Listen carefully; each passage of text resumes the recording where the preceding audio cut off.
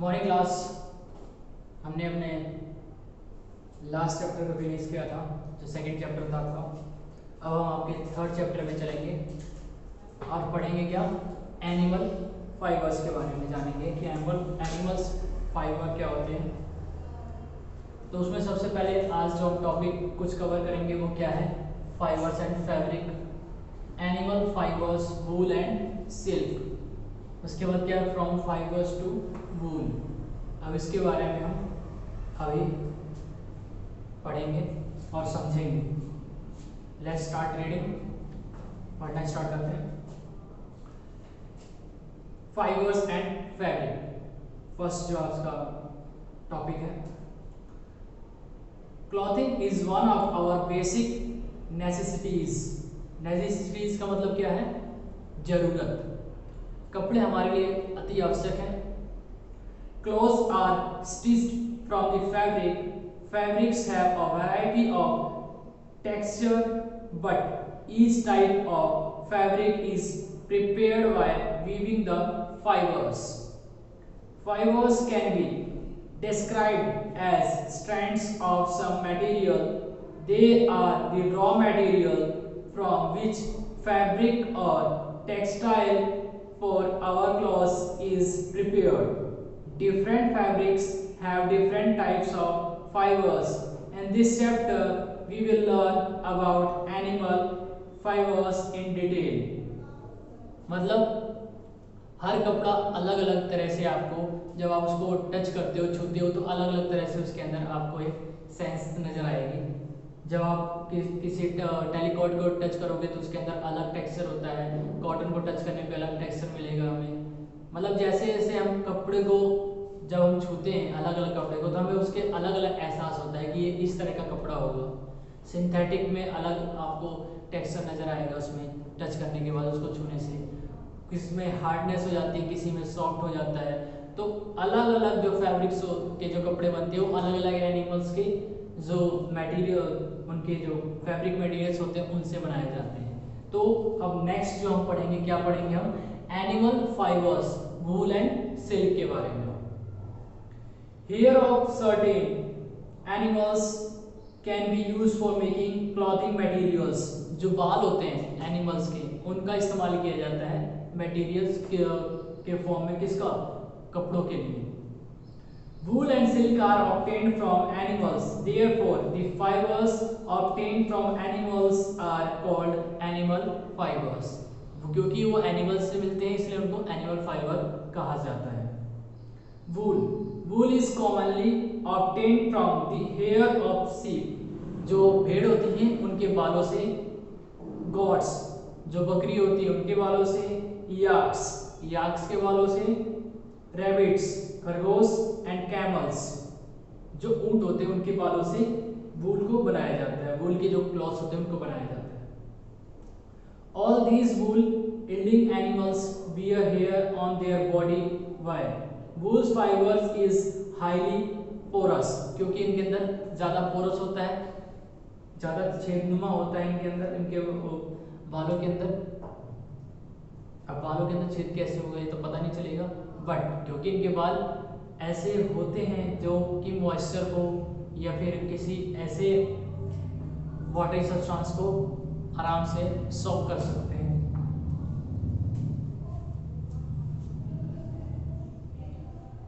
The air in the pores act as an insulator and does not allow the body heat to go out.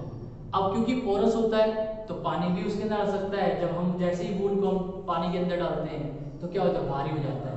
लेकिन जब वो सूखने के बाद क्या होता है, उसके अंदर क्योंकि वो पोरस होता है तो उसके अंदर क्या होंगे, एयर्स बबल जो होते हैं वो उसके अंदर अटैच हो जाते हैं, जिसकी वजह से वो इंसुलेटर का काम करता है। क्योंकि एयर के अंदर करंट या हीट ट्रांसफर नहीं हो सकती, तो वो एक इंसुलेटर की तरह काम करता है, ताकि जो हमारा बॉडी का जो टेम्परेचर है, जो हीट है, वो बाहर ना जा सके।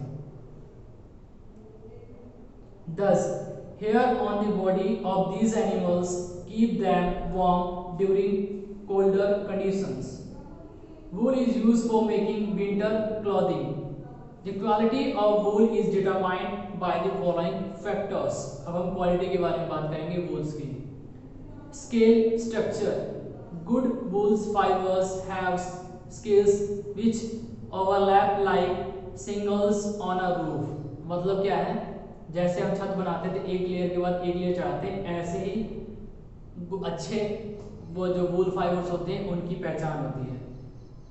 Crime, the crime or bands in wool fibers make it heavier than other textiles and help it to retain heat. Finer qualities of wool have more crime. Diameter, the diameter of wool fibers varies from 15 micrometers to 30 or more micrometers. Length, longer fibers have finer wool. Length varies from 6 inch to 15 inch. Colors, wool is generally creamy white in color. क्या होता है वो? creamy white color का होता है. Only some breeds of sheep produce black, brown और grey wool. sheep के अंदर कुछ तरह के जो sheep होते हैं उनके अंदर जो कुछ तरह की जो भेड़ें होती हैं उनके अंदर जो बाल होते हैं वो ब्लैक हो सकते हैं, ब्राउन हो सकते हैं और ग्रे कलर के हो सकते हैं, बट जनरली क्या होता है वो क्रीमी वाइट कलर का होता है। Cleanliness and freedom from damage, these factors are determined by the skill of the workers who shear wool from sheep and process it thereafter. वो उनके जो उनके खिंचाव उनको पहले वो देखते हैं कि साफ हो सकता है नहीं हो सकता, उसके बाद फिर उनको जो उनके जो बाल होती है उनकी बुनाई की जाती है। अब हम बात करेंगे from fibres to wool, fibre से वूल कैसे बनाया जाता है। In the following section you will learn about the journey of wool from the rearing and breeding of the wool yielding animals to the final finished wool. Getting wool fibers from sheep involves the steps given below. अब मैं बताऊंगा कि कौन कौन से steps हैं। Rearing and breeding of sheep, अब कैसे rear किया जाता है, कैसे निकाला जाता है, कैसे उनकी ब्रीडिंग करवाई जाती है ताकि अच्छे क्वालिटी के जो फाइबर्स वो हमें मिल सके। Sheep are herbivores and prefer leaves and grass. वो क्या खाता है? लीव्स और ग्रास खाता है। However, the wool yielding sheep are given protein-rich food such as mixture of corn, pulses, jowar, and oil cake.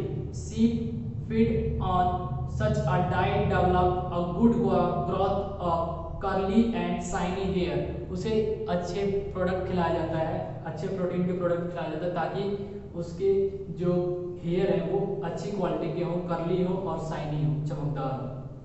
Depending upon the quality of wool, the sheep are selectively bred by choosing the parents of the sheep with the desired characteristics. Sheep are reared in many parts of our country for wool. When the reared sheep develop a thick growth of hair, they are shaved off. अब हम बात करेंगे shearing की। Sharing की spelling आपको dictate कर देता हूं, SHEARING। The process of shaving off a sheep's body to obtain fleece, FLEECE, along with a thin layer of skin is called shearing. This is done with the help of hair cutting machines. जैसे हम बाल कटवाते हैं ऐसे हम machines के through क्या करते हैं, उनके बालों को और जो इनके स्किन से उतार लिया जाता है। Shearing is done only once in a year. साल में एक बार किया जाता है सिर्फ, जनरली इन स्प्रिंग और अर्ली समर, या तो स्प्रिंग सीजन में या फिर गर्मियों से पहले। After the shearing, the sheep is immediately dipped into an antiseptic to prevent any skin infection. जैसे निकाल दिया जाता है उसको उसे केमिकल के साथ उसको क्या कर दिया जाता है, डिप कर दिया जाता है ताकि उनके अंदर कोई भी अगर स्किन डिजीज हो तो वो खत्म हो जाए। वॉशिंग और scrubbing, the sheared skin with hair is thoroughly washed in soap solution in a number of times to remove grease, dirt and dust. The process of removing grease, dirt and dust from the hair is called scouring. SCOURING. Nowadays, scouring is done by machines. The scoured hair are then dried. अब इसको क्या किया जाता है? सुखा दिया जाता है। पहले तो इसको धोया जाता है, बाद में इसको सुखा दिया जाता है। Carding. The clean selected wool fibers are passed through rollers. This straightens the fibers and removes the unwanted matter. The fibers are scoured again and dried. अब क्या किया जाता है? इनको सीधा किया जाता है रोलर से और फिर से क्या किया जाता है? इनको सुखाया जाता है। Drying. The wool fibers of light or white color are dyed in any color of choice. फिर उनको क्या किया जाता है? इनको रंग चढ़ाया जाता है उनके ऊपर। Spinning and weaving, the wool fibres are stranded, combined and rolled into yarn. अब उनको क्या किया जाता है? उनकी बुनाई की जाती है। Longer fibres gives wool yarn for sweaters. बड़े बड़े जो फाइबर्स होते हैं उनको स्वेटर के फॉर्म में उनको बुना जाता है। Certain fibres are spun and woven into woollen cloths. जो छोटे होते हैं उनको वुलन क्लॉथ्स के फॉर्म में उनको बुनाई उनकी की जाती है। ये तो टॉपिक आज का था। क्या टॉपिक था आज का? फाइबर्स एंड फैब्रिक के बारे में, animal fibres, wool and silk के बारे में, फ्रॉम फाइबर्स टू वूल। बाकी का जो पार्ट होगा वो नेक्स्ट क्लास में।